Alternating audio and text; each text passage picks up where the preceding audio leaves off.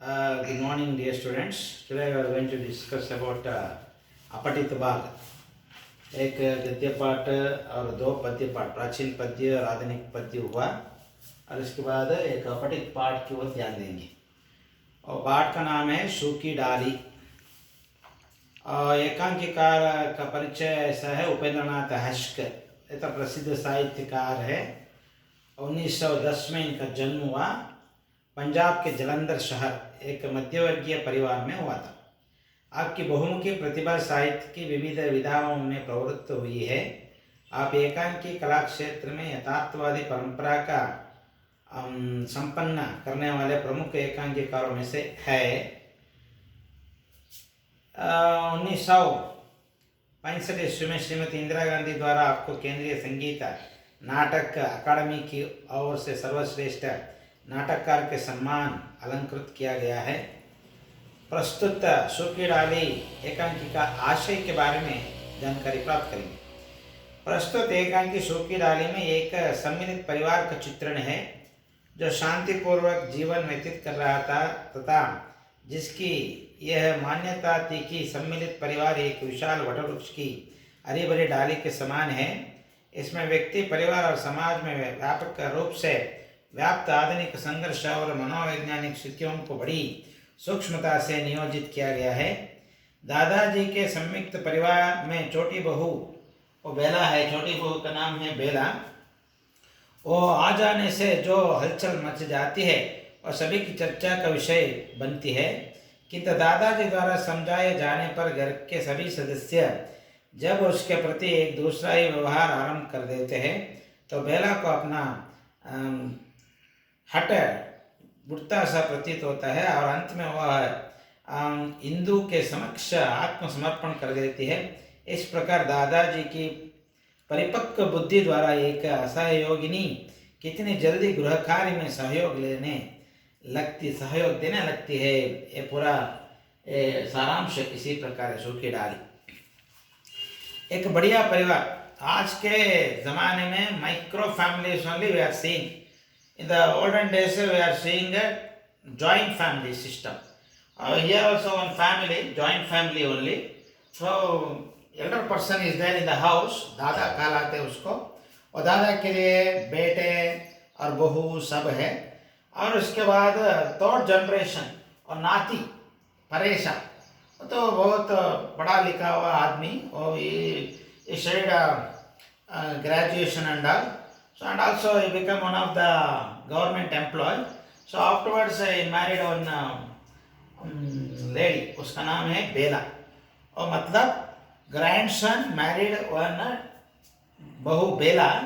वो आने के बाद वो दादा के घर में बहुत शोचनीय स्थिति बन जाती है. कारण यह है कि वो तो पढ़ी लिखी औरत और सभी लोगों के साथ व्यवहार ठीक तरह से नहीं करती. और दोबारा उसको सुधारने के लिए दादाजी ने अपना जो एक्सपीरियंस मतलब अनुभव को पूरा दारा करके किस तरह बदलाव ले आते हैं उसका चित्रण है सूखी डाली. Understood? Will start the summary now. वर्तमान युग को संधि काल कहा जाता है. पुराने विचार, पुरानी परंपराएं अभी मिटी नहीं है. नए विचार, नए संस्कार अभी आ नहीं पाए हैं. नतीजा यह होता है कि पुराने और नए में सर्वत्र संघर्ष दिखाई देती है. I think nowadays we are already living in 21st century. People are not respecting the elders in the family. They are not obeying at all. If anything they said means what they will speak. No, जमाना तो बदल गया. आप अभी पुराने ज़माने में ऐसा ऐसा बोलते हैं. परंतु अक्सर कुछ परिवार में ऐसा भी हम देखा जा सकते है. कुछ लोग बड़े लोगों को बहुत आदर भी करते हैं. ऐसा ही एक परिवार है. परिवार के बड़े नेता और दादाजी के कंट्रोल में पूरा परिवार है. और दादाजी का परिवार एक वटवृक्ष के जैसा है. वटवृक्ष का मतलब आप लोग जानते हैं, आलद मर तरह ही. प्रत्येक कुटुंब में बूढ़े लोग पुरानी परंपरा के हैं. नवयुवक और नवयुवतियां आधुनिक विचार से प्रभावित है. पहले होता है कि आए दिन उनमें कटपट होती है और कहीं कहीं तो गुरु कलह कर रूप धारण कर लेती है। हर एक घर में बूढ़े लोग भी है, नौजवान भी है। अगर आपस में तालमेल नहीं हो तो झगड़ा भी हो सकता है, हम देख सकते हैं। दादा का एक भरपूरा परिवार है। यहाँ एक दादा है, दादा का भरपूर परिवार मतलब है जॉइंट फैमिली। कई बेटे हैं, कई बहुएं हैं, बच्चे हैं, नाती भी बड़े हो गए हैं, एक का तो विवाह भी हो गया है। दादा का यह सम्मिलित कुटुंब पुराने आदर्शों की रक्षा करता हुआ आनंद के साथ जीवन बिता रहा है।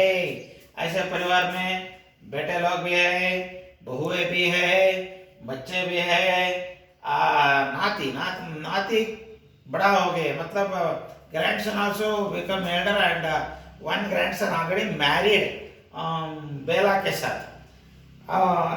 ऐसे परिवार सुखी संतोष से रहते थे। घर की औरतें लड़कियां कुछ ज्यादा पढ़ी नहीं है, परंतु प्रेम से गृहस्थी कैसे चलाई जाती है यह वे भली भांति जानते हैं। अभी तक जो लोग थे, बहुएं थी, सभी अनपढ़ स्त्रियां थी। फिर भी ये अनपढ़ होने के नाते भी और गृहस्थी कैसे निभाना, how to run the family with love and affection, they know very well. But the only thing when grandson marriage happened, that time one new generation lady arrived in that house, her name बेला। कुटुंब में सब छोटे बड़े को आदर करते हैं, सब एक दूसरे की सहायता करते हैं, एक दूसरे को प्यार करते हैं। घर में सबसे बड़े बूढ़े दादा है जो एक विशाल वटवृक्ष की तरह खड़े हैं। उनकी छाया में सब उसी तरह सुख से रहते हैं जैसे वट की शाखाओं में घोंसला बनाकर अनेक पक्षी रहते हैं। इस परिवार में दादाजी एक वटवृक्ष जैसा है। उनकी छाया में पुत्र, बहुएं और नाती लोग भी, बच्चे भी यहाँ रहते हैं उनकी छाया में। जिस तरह पक्षियां अपना निवास बना लेते हैं वटवृक्ष को, ऐसे ही इसी परिवार में दादाजी नामक एक वटवृक्ष की छाया में सब लोग आपस में प्यार से रहते थे। दादाजी का आशीर्वाद सब पर है। दादा सब पर प्रेम की वर्षा करते हैं, सबकी खोज खबर लेते हैं। दादा यह स्वप्न में भी नहीं सोचते कि इस वटवृक्ष रूपी कुटुंब की कोई डाली कहीं दूसरी जगह जाकर लगे। वो हमेशा प्यार से दिखाते थे, प्यार से व्यवहार करते थे। कौन? दादाजी। और इनके प्यार से अबोर होकर पूरे परिवार लोग भी उनके साथ प्यार से व्यवहार करते थे। वो सपन में भी ऐसा नहीं सोच रहा था मतलब मेरे ये परिवार वटवृक्ष जैसा है, कोई डाली अलग होकर दूसरे जगह में रहना नहीं सोचता, ऐसा वो सपन में भी नहीं देखा था। फिर भी घर पर में परेश की विशेष पढ़ा लिखा व्यक्ति था। उसका वह अच्छी जगह हुआ। जो बहू आई वह ग्रेजुएट थी। ऐसे जमाने में, ऐसे समय में वो नाती परेश का विवाह एक पढ़े लिखे और बढ़िया खानदार वाले घर वालों से हुई। वो भी ग्रेजुएट थी। यहाँ बेला वो एक नाती परेश की पत्नी बनकर घर में आती है। वो ग्रेजुएट औरत थी और पूरे खानदार वाले परिवार स्त्री थी। वह बहू संपन्न घर से आई थी, पढ़ी लिखी थी। यहाँ आकर देखा कि घर पुराने ढंग का, सामान पुराने ढंग का, रहन सहन सब पुराने ढंग का। घर की स्त्रियों में कोई भी पढ़ी लिखी नहीं, यहाँ तक कि ननद भी अल्पा शिक्षित थी। वो परिवार में आने के बाद उसको पता चला कि घर में ज्यादा लोग पढ़ा लिखा नहीं है और घर का रंग भी धीमी पड़ गई है, पुराना बन गई है और घर में जो व्यवहार है वो पसंद भी नहीं आती थी। किसको? बेला को।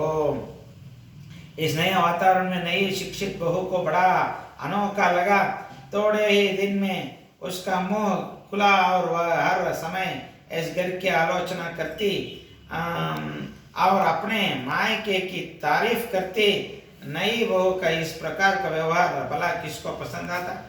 नई बहू के व्यवहार की आलोचना होने लगी। परिणाम यह हुआ कि वह सबसे और सब उससे कटे कटे से रहने लगे। कुछ दिन चुप रहे थे और बाद में दिन बीते बीते बीते वो अपना काम शुरू की। वो हमेशा माँ के घर को प्रशंसा करती थी, अपने माँ बाप के खानदान को ज़्यादा से ज़्यादा प्रशंसनीय तौर पर बातें करते थे और पति परेशा के घर में नफरत की भावना से देखती थी सभी को। इससे आपस में जो घर में लोग थी ना, औरत थी ना, उनके बीच व्यवहार उतना अच्छा नहीं था, इसलिए हमेशा झगड़ा होता गया। किसके घर में? दादा के घर में। नहीं बहू ने अपने पति परेश से यह भी कह दिया कि मेरा तो इस घर में धम घुटता है, मेरा कोई आदर नहीं करता, सब लोग मेरा समय बर्बाद करते हैं, मेरा पढ़ना नहीं हो पाता, इसे तो अच्छा है कि किसी दूसरी जगह जाकर रहे या फिर उसे उसके मायके भेज दिया जाए। ओ एक बार अपने पति महाशय से जबरदस्ती से बोलती है, यहाँ मुझे गौरव इतना नहीं मिलता है, सब मेरे साथ अच्छे तरह से व्यवहार भी नहीं करते हैं, मुझे पढ़ने के लिए समय भी नहीं मिलता, अगर ऐसे ही हो तो मैं इस घर में एक दिन भी नहीं रहूँगी। आप ऐसा करो, दूसरा घर बना दो, हम दोनों जाकर वहाँ रहेंगे, ऐसा कहती है परेशा से। कौन कहती है? बेला। अंडरस्टैंड? ओके। हाँ, परेश ने अपनी पत्नी बेला को काफी समझाया, मगर वह इन पिछड़े हुए लोगों के साथ रहने की अनिच्छा प्रकट करती रही। ओ ये भी एक ही बार नहीं मानता था, वो बहुत कोशिश किया पत्नी को सुधार में लाने के लिए, परंतु नहीं हुआ। आखिर वो दादाजी के सामने आकर कहा, दादाजी और मेरे लिए एक अलग रहने का प्रबंध करा दो। मेरी पत्नी के साथ मैं अलग रहने के लिए तैयार हूँ। बाद में दादाजी ने परेश से समझाया, बेटा मत सोचो, मैं हूँ ना, मैं ठीक करता हूँ, पूरे घर में ठीक करता हूँ, ऐसा बोल के समाधान करके उसको भेज दिया। आखिर दादाजी ने क्या किया, सभी घर वालों को एक जगह बुलाया और सभी से कहने लगा, देखो सभी प्यार के साथ व्यवहार करना चाहिए। किसके सामने? बेला के सामने। नफरत की भावना से नहीं देखना चाहिए, प्यार से व्यवहार करो और काम भी बेला के लिए कुछ नहीं कहो, अगर वो इच्छा हो तो करती है, ना करती है उसके बारे में मत सोचो, आप उनके साथ व्यवहार ठीक तरह से करना चाहिए। आज से अगर ऐसा नहीं करे तो मैं घर में एक मिनट भी नहीं रहूँगा, मैं चले जाऊँगा घर छोड़ के, ऐसा जबरदस्ती से बोला। पहले से उस घर में सभी लोग दादा से इतना प्यार का व्यवहार करते थे और बड़े होने के नाते आदर भी करते थे, इसलिए घर में रहने वाले बहू और बाकी स्त्रियां सब तैयार हो गई। अच्छा दादा, आज से हम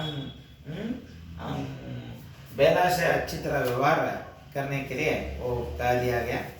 आखिर क्या होता है देखेंगे। अब घर का नक्शा ही बदल गया।